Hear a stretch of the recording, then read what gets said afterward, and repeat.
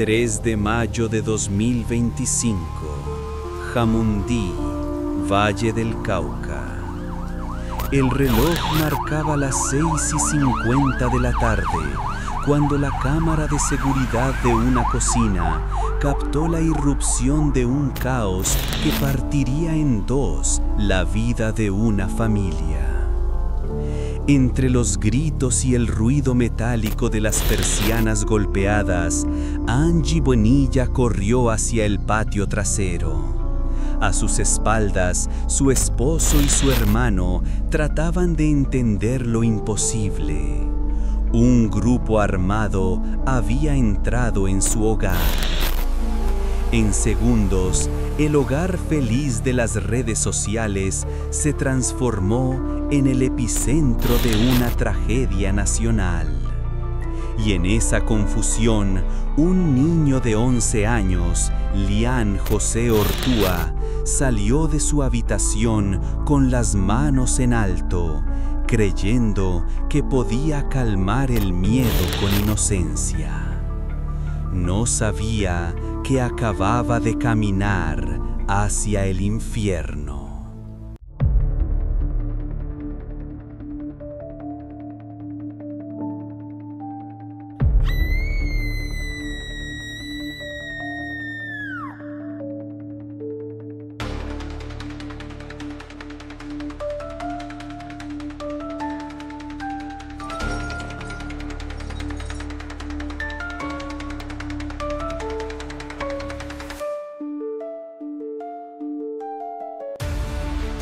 Bienvenidos a Rastros del Pecado.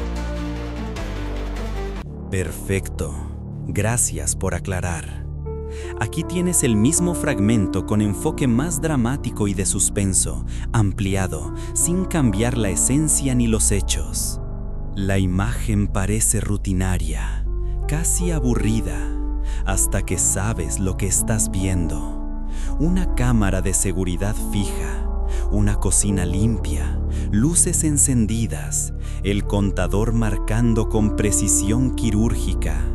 18:50, 3 de mayo de 2025. Un día común, una familia común, todo controlado. En el video, Angie Bonilla entra y sale del cuadro con movimientos automáticos. Su madre conversa, supervisa. Doña Estela, la niñera, termina una tarea doméstica más. No hay gritos, no hay humo, no hay sangre, solo gestos cotidianos. Pero entonces algo sucede fuera de cuadro. No lo vemos, no sabemos qué es. Lo único que tenemos son las reacciones, las miradas que se cortan de golpe, el cuerpo que se tensa, la pausa súbita en medio de una acción mínima. El terror entra a escena sin mostrarse. Para Angie, ese instante, ese segundo, congelado, imperceptible para cualquiera que no sepa la historia, es el momento exacto en que su mundo se fractura.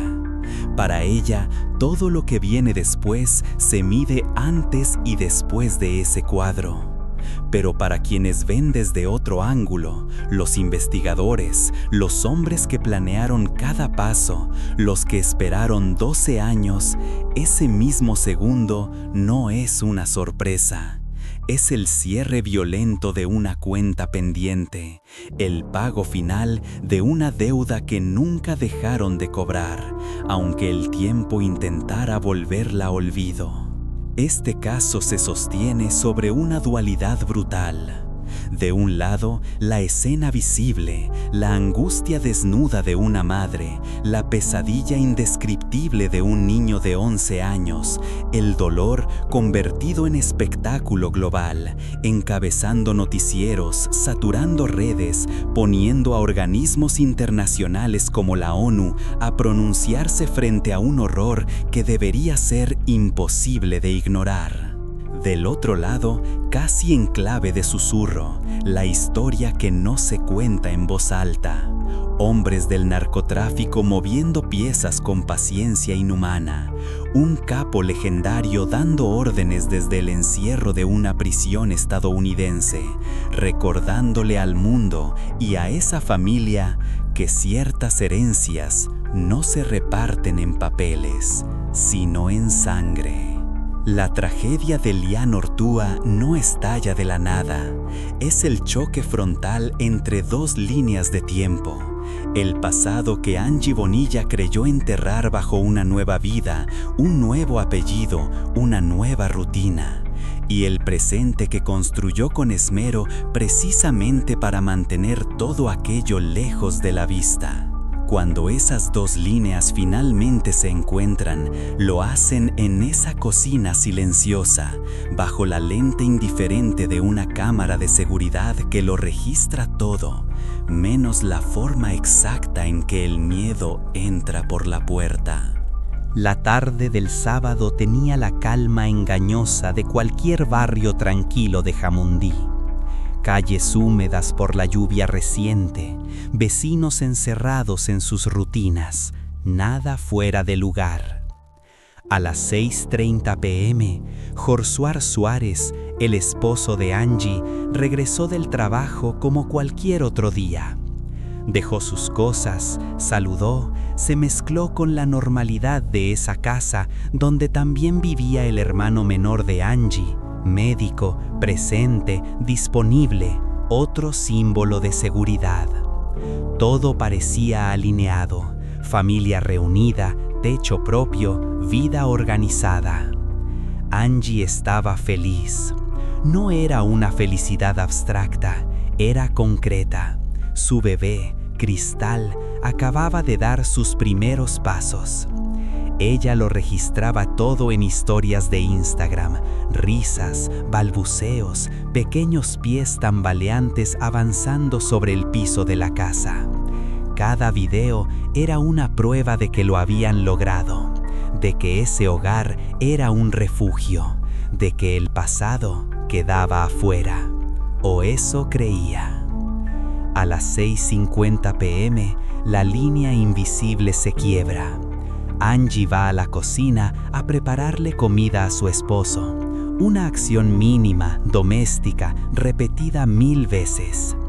La cámara de seguridad la muestra moviéndose entre gabinetes y estufa, sin saber que está a segundos de quedar atrapada en una escena que recorrerá el mundo. Entonces, su hermano mira hacia los ventanales de vidrio. Algo ve. Algo que no se escucha todavía, pero que es suficiente para desarmar cualquier ilusión de seguridad. Y grita: ¡Corran, corran, que se nos metieron! Esa frase se clava en el aire como una sentencia. En ese punto no hay análisis, no hay estrategia, solo cuerpos reaccionando. Lo que sigue ocurre en segundos, pero después será pausado, ampliado, diseccionado cuadro por cuadro por millones de ojos ajenos. El instinto de Angie no la empuja a esconderse. Según su propio testimonio, algo más fuerte que el miedo la lanza hacia afuera, buscar ayuda. No se aferra a esquinas, no se encierra, se abre camino hacia la puerta trasera de la cocina, hacia el patio, hacia el escape más incierto. La niñera corre con ella, pero al borde del salto se detiene, duda, regresa hacia la casa. Angie no. Angie sigue sola. Del otro lado la espera un lote hostil. Maleza alta, alambres, espinas, chuzos que se le clavan en la piel mientras escala un muro que, como ella misma dirá después, humanamente no sé cómo lo hice. No es una hazaña atlética, es una carrera desesperada contra algo que no vemos, pero que se acerca. Mientras corre, mientras se desgarra brazos y piernas, llegan los disparos. No hay aviso, no hay diálogo, solo estallidos secos rompiendo la tarde. Son el sonido que confirma lo que el grito ya había anunciado. Ya están adentro. En algún punto, entre el miedo y el agotamiento, Angie se desploma, se desmaya, todo se apaga. Cuando vuelve en sí, no hay tregua, no recuerda un descanso, solo la idea fija, seguir buscando ayuda. Levantarse, moverse, aunque el cuerpo sea peso muerto cubierto de barro y sangre. Llega a la casa de un vecino y golpea la puerta con las manos temblorosas, bajo un aguacero que parece aliado de la tragedia, empapándola, borrando huellas, haciendo más difícil verlo todo. Nadie abre. El silencio del otro lado se siente como otra forma de sentencia. Sigue corriendo. Otra casa. Una loma traicionera. Rueda, se golpea, se destroza las rodillas, pero no se detiene. La escena es brutal. Una mujer ensangrentada, empantanada, casi irreconocible, insistiendo en no rendirse, mientras en su casa, esa casa que hace minutos era normalidad suburbana, se consuma algo que ella todavía no alcanza a imaginar. Finalmente, llega a una tercera casa, golpea, suplica, y esta vez alguien abre. Un vecino la auxilia. Es el primer gesto de humanidad en medio del caos. Pero para entonces, la tragedia ya está en marcha, irreversible, y todo lo que ocurrirá después quedará atado a esos minutos exactos en los que una vida aparentemente común se rompió para siempre. El público nunca vio el cuerpo desgarrado, la piel rota por los chuzos, la sangre mezclada con barro y lluvia, los pulmones incendiados de tanto correr. Eso no se volvió viral. Lo que conocieron fue un solo fragmento, el video de la cocina. Una imagen plana, silenciosa, en la que una madre, ante la primera señal de peligro, corre hacia la puerta y desaparece del cuadro. Esa secuencia de apenas segundos fue suficiente para desatar una maquinaria implacable. Las redes sociales se convirtieron en un tribunal sin contexto ni testigos, pero con jurado infinito. Millones de desconocidos rebobinaron, pausaron, ampliaron la imagen y dictaron sentencia. La acusaron de mala madre, de abandonar a su hijo, de esconderse mientras al niño se lo llevaban. Entre tantos ataques, una frase quedó flotando como un golpe directo. Pobre niño, la mamá que le tocó. Para ellos, eso era todo, una madre corriendo. Nadie se preguntó hacia dónde, nadie quiso saber qué había detrás del muro, del monte, del aguacero, del pánico. El video se convirtió en prueba y condena a la vez. Angie, en su testimonio posterior, intentó arrebatarle al mundo esa versión mutilada de la realidad. Contó los pasos, las caídas, las heridas. Señaló las cicatrices como evidencia de que su ruta no fue la de la cobardía, sino la del sacrificio. Yo nunca me escondí, repitió. Mi instinto me dice, corre por ayuda. Lo más perturbador es que a la luz de la historia secreta que se iría revelando, ese instinto fue, en cierto modo, certeramente mortal, pero no como los críticos imaginaban. Los informes de inteligencia y las pesquisas apuntan a que los hombres armados, miembros de las disidencias de la Jaime Martínez, no habían llegado allí buscando a Lillán. Su objetivo era otro: secuestrar al padrastro del niño, Josuar Suárez, o a la mamá, Angie Bonilla. En esa ironía cruel se esconde el verdadero giro oscuro del caso. La huida que el mundo interpretó como abandono fue en realidad lo que la arrancó del centro mismo de la mira. Al salir de la casa, al cruzar el muro, al lanzarse a la noche y a la maleza, sin saberlo, dejó de ser el blanco principal. Su escape, convertido en motivo de odio público, fue lo que la salvó. Y mientras era lapidada en pantalla, compartida, insultada, convertida en símbolo de todo lo que una madre no debe ser, la verdad se deslizaba por debajo. Los que fueron a esa casa no estaban buscando al niño, estaban buscando a ella. Cuando Angie logró regresar a la casa, ya no era la misma mujer que había salido corriendo minutos antes. Venía rota, con el cuerpo abierto en heridas y la mente suspendida en un estado que oscilaba entre el pánico y la negación. En la entrada la esperaba su hermano, el médico, el hombre acostumbrado a ver el daño de cerca, pero que en ese momento entendió que había cosas más urgentes que la verdad. «Todos estamos bien», le dijo. «Solo se robaron el carro, no más».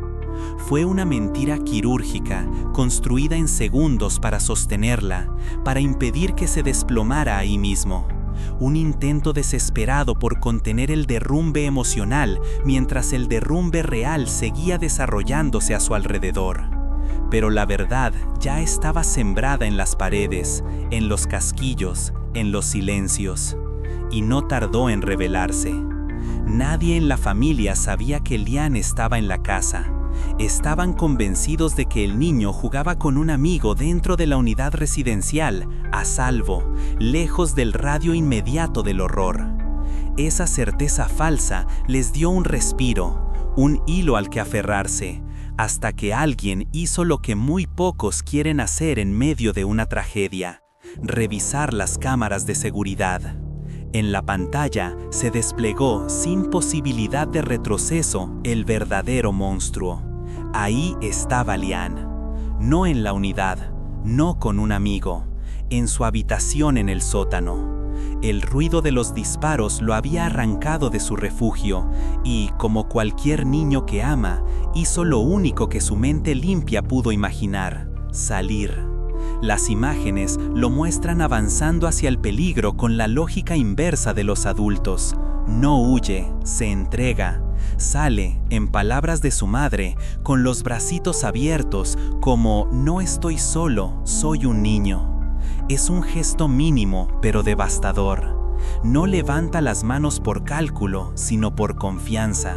No sospecha, no se esconde, cree. Cree que si lo ven así de pequeño, así de indefenso, nadie le hará daño. Fue un error de cálculo absoluto, de todos. La familia no sabía que Lian seguía allí. Los hombres armados no habían ido por él. Sus objetivos eran otros, adultos, marcados, nombres ligados a cuentas pendientes. El padrastro, Josuar Suárez, o la propia Angie Bonilla. Y Lian solo quería saber si su familia seguía viva.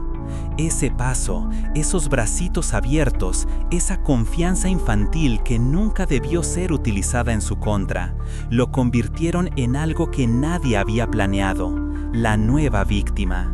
En cuestión de segundos, lo que comenzó como un cobro interno de deudas, un ajuste entre adultos, se deformó en una tragedia que desbordó cualquier cálculo criminal.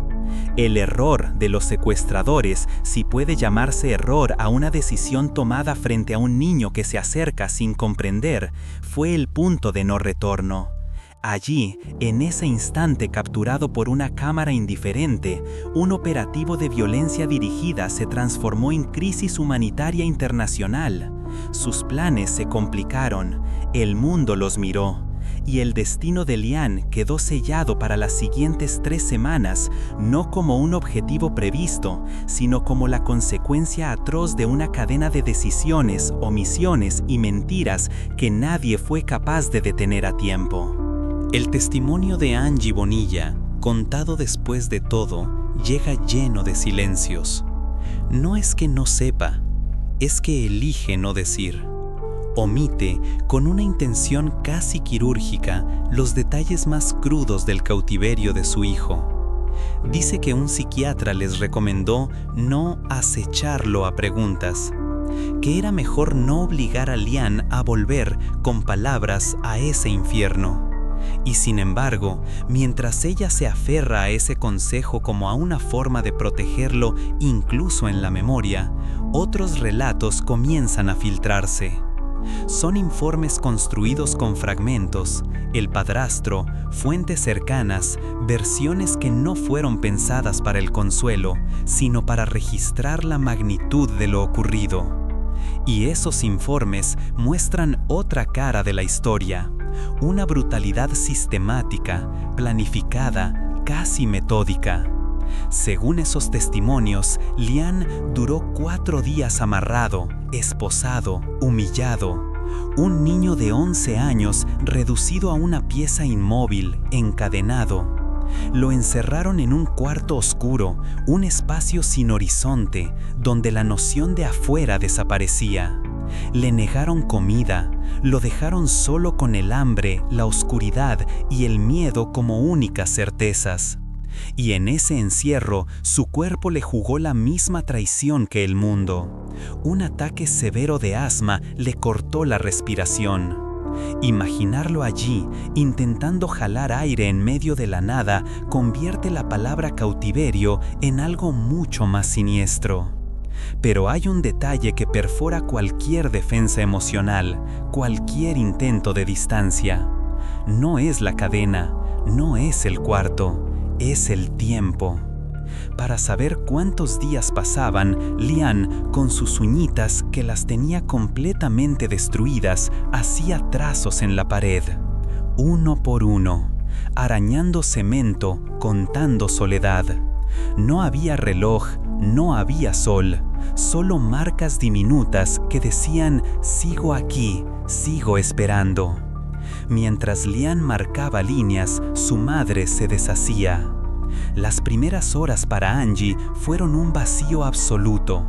Nadie sabía dónde estaba Lian, nadie podía asegurar si estaba vivo. Doña Estela, la niñera, fue liberada esa misma noche, pero lo único que pudo aportar fue una confirmación devastadora. La habían separado del niño y desde ese punto no sabían nada más. Esa respuesta no traía paz, solo ampliaba el abismo. El cuerpo de Angie comenzó a quebrarse como si la piel fuera la extensión visible de lo que le estaba pasando por dentro.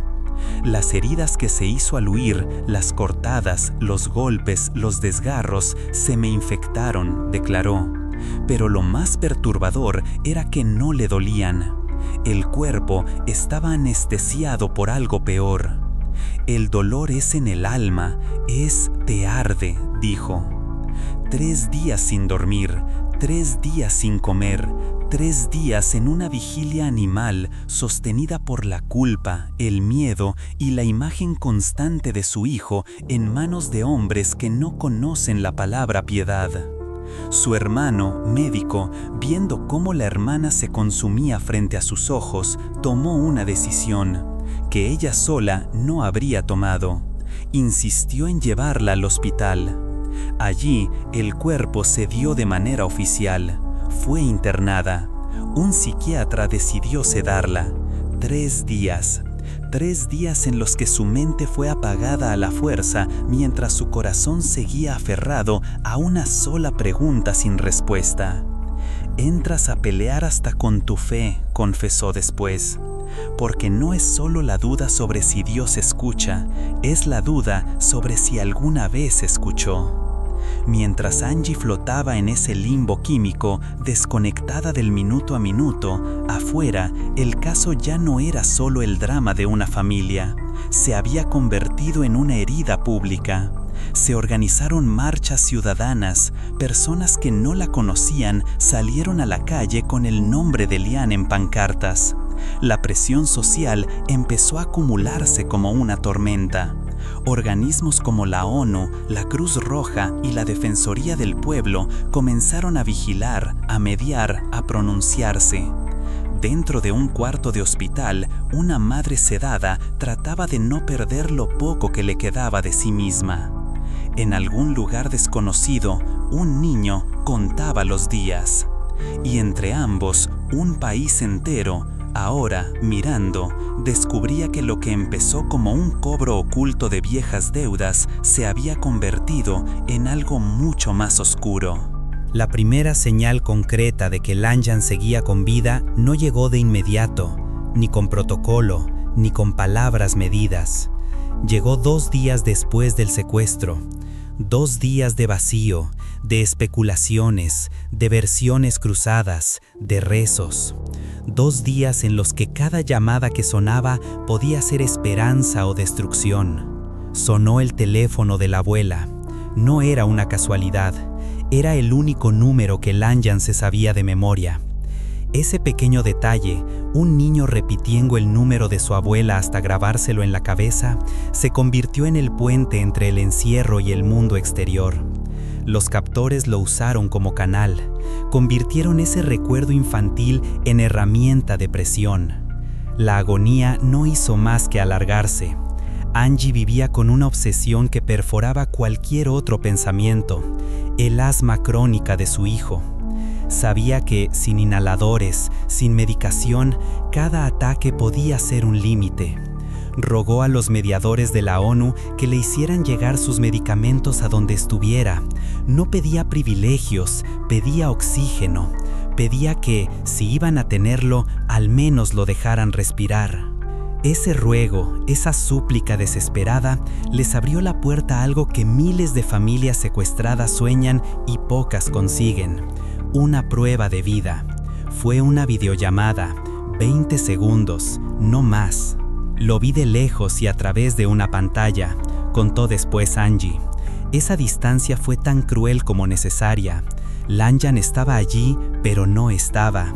Ella, al verlo, se quiebra, le grita, le suplica. «Hijo, mírame, mi amor, acá está mamá». Y entonces, la única respuesta de él, corta, cargada de algo que no debería existir en la voz de un niño de 11 años, «Mamá, no más». La llamada se corta. Silencio. Lo que para los captores era un gesto táctico, para Angie se convirtió en una imagen fija. Su hijo pidiéndole que todo termine. No con berrinche, sino con cansancio, con agotamiento emocional, como alguien que ya vio demasiado. Con el tiempo, comenzaron a aparecer relatos paralelos. Mientras Angie insistía en que a Lanjan no lo habían acechado a preguntas, en que evitaban remover lo vivido, otros testimonios de la familia hablaban de cadenas, de un cuarto oscuro, de hambre, de días amarrados, de uñas destruidas marcando paredes. Esa diferencia no era un descuido, era un diseño. La narrativa de Angie es una versión cuidadosamente contenida de los hechos. Meses después, cuando finalmente habla, no se detiene en golpes, en esposas, en asfixia, en humillaciones. No describe el cautiverio con el catálogo completo del horror físico.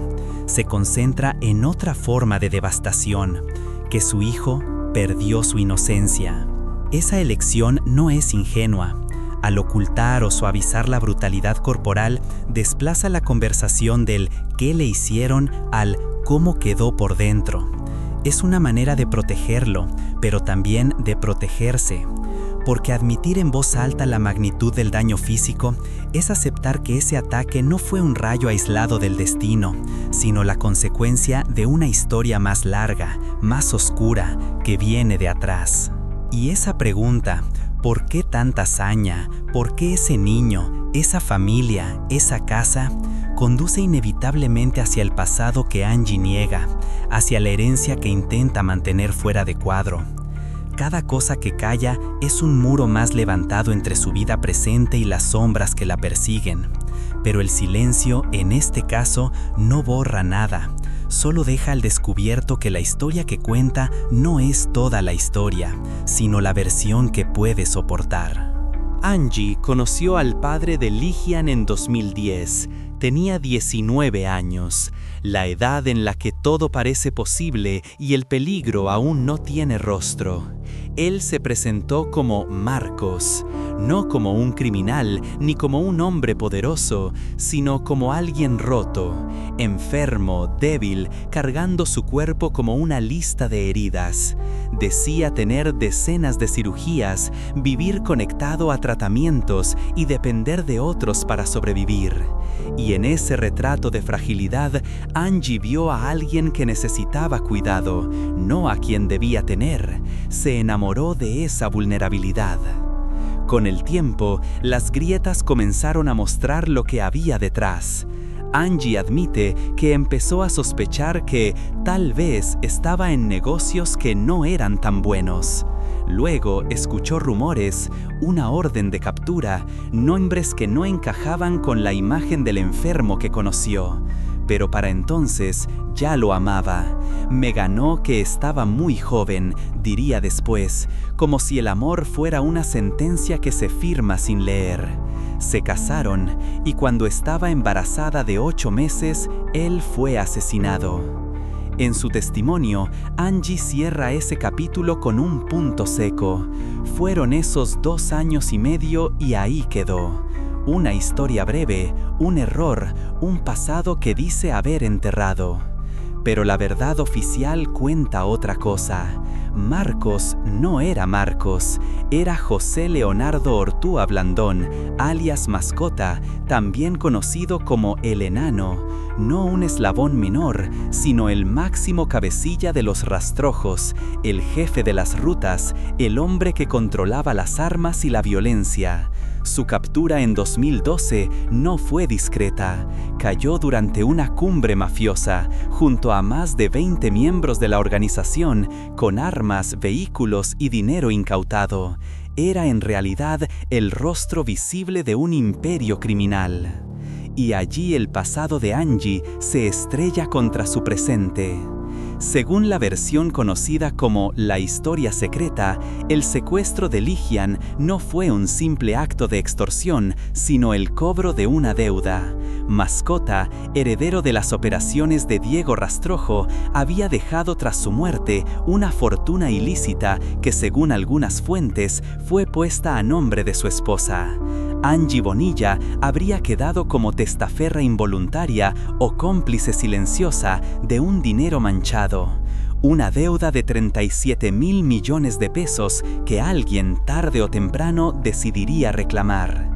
La teoría apunta a un autor intelectual imposible de imaginar, Diego Pérez Henao, alias Diego Rastrojo, quien, desde una prisión en Estados Unidos, habría ordenado el secuestro para hacer pagar a la familia. Una venganza fría, a la distancia, ejecutada con precisión. Angie lo niega con toda su fuerza. ¿Tú crees que a mí no me investigaron?, dijo en una entrevista. No tuve, ni tengo, ni he tenido propiedades. Jamás, nunca. Afirma que su vida actual se sostiene en negocios legítimos, joyerías, trabajo honesto. Y aquí surge el dilema que envuelve toda esta historia.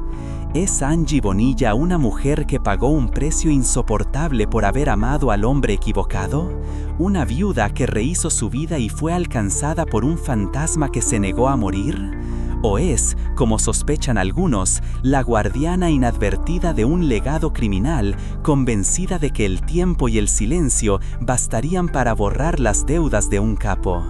En cualquiera de los dos casos, el resultado es el mismo. El pasado que juró dejar atrás encontró la forma de tocar a su puerta. Y esta vez no vino por ella, vino por su hijo. Angie cuenta ese momento como si hablara de una resurrección. Estaba en una reunión con el procurador cuando su teléfono vibró. Un mensaje, escueto, imposible, irrepetible. Tenemos a Lian. Dice que ese día volvió a nacer, que el mundo, suspendido durante semanas, de pronto recuperó el aire. Lian fue entregado a una comisión de la Defensoría del Pueblo y trasladado a una clínica. El reencuentro no fue épico ante cámaras, fue íntimo, crudo. Angie lo recuerda como si su cuerpo hubiese olvidado sus límites. Yo creo que me fundí en ese abrazo. Volvimos a ser uno solo y me desvanecí. Ante ella estaba su hijo, más delgado, más silencioso, con una mirada cargada de algo que no corresponde a la infancia. Lo vio callado, agotado, pero firme. Muy valiente, repite, como si esa palabra le ayudara a sostener todo lo demás. Pero el milagro tuvo un precio, y no solo espiritual. En la entrevista clave le lanzan la pregunta directa: ¿pagaron ustedes por el rescate? La respuesta de Angie es tajante, casi ofensiva en su seguridad. No, señor, a Lian lo liberan. Atribuye la demora en la entrega a los protocolos de la ONU, a la presión internacional, a la exposición mediática. Construye la imagen de una liberación forzada por la luz pública, no por el dinero. Esa versión, sin embargo, se derrumba dentro de su propia casa. Su hermano Sebastián confirma que sí pagaron. Habla de deudas, de un costo que los dejó financieramente quebrados. Josuar Suárez, el padrastro, también admite el pago. Las investigaciones detallan la transacción, una cifra inicial exorbitante, reducida tras negociación hasta un monto menor, pero igual criminal. No fue solo clamor social, hubo números, rutas, intermediarios, hubo una entrega. La familia no solo ocultó esta verdad al público. La defensora del pueblo, quien recibió a Lian, declaró que la familia le aseguró que la liberación había sido un gesto de paz, una versión pulcra, digerible, casi simbólica. La negación de Angie no es un simple error ni una omisión nerviosa, es un movimiento calculado de supervivencia legal y narrativa.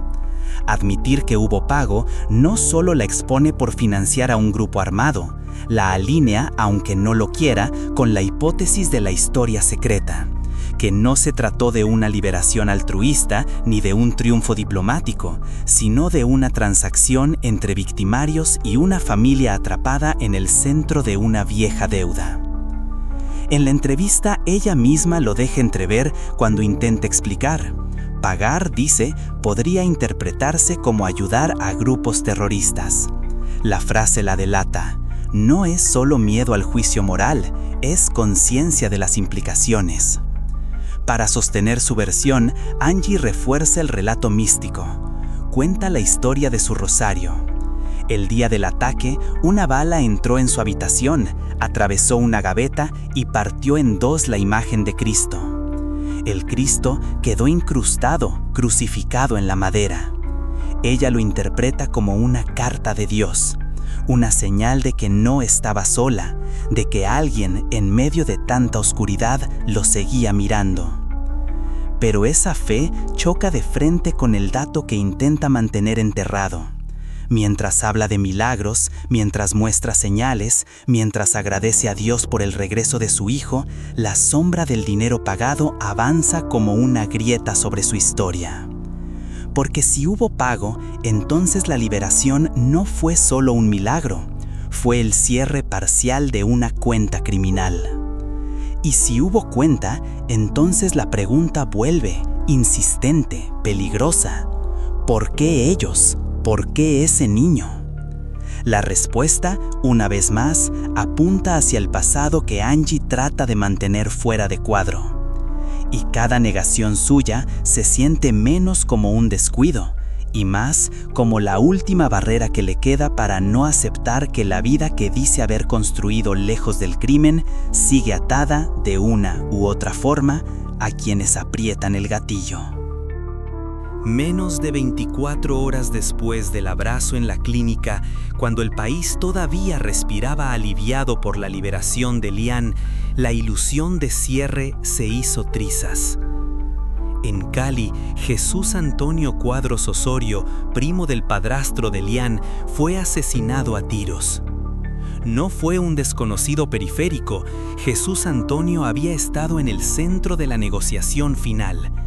Algunos dijeron al principio que fue él quien entregó el dinero del rescate, Versiones posteriores precisan que acompañó a una prima de Angie, la mujer que físicamente entregó los 300 millones de pesos pactados tras la rebaja de la exigencia inicial. Lo cierto es que estuvo ahí, vio, supo, participó. La reacción oficial fue rápida, casi ansiosa por clausurar cualquier sospecha. Se aseguró que el homicidio no guardaba relación con el secuestro y que Cuadros, presuntamente, era trabajador de un narcotraficante conocido. Una etiqueta útil, funcional, conveniente. Pero la coincidencia temporal era demasiado precisa, demasiado quirúrgica. El mensaje estaba a la vista, aunque nadie quisiera leerlo en voz alta. El asesinato de Cuadros se convirtió en el cabo suelto que no se podía ignorar. Un recordatorio brutal de que, aunque los captores aceptaron los 300 millones como pago por el error de haber tomado a un niño, la verdadera deuda, la que había originado el conflicto, la que venía de más atrás, seguía viva. El disparo que lo silenció fue en realidad el verdadero punto final de la transacción, un cierre mafioso, una forma de decir, esto no se olvida. La familia entendió el mensaje con una claridad que no necesitó explicación. La liberación de Lian no significaba seguridad, era apenas una tregua. Angie lo admitió después, tuvieron que huir de Colombia. Nos vamos, salimos del país, contó. No fue una mudanza, fue una evacuación. El costo volvió a caer sobre los hombros más pequeños. Lian, que sueña con ser piloto, tuvo que dejarlo todo atrás, su casa, su barrio, su vida escolar.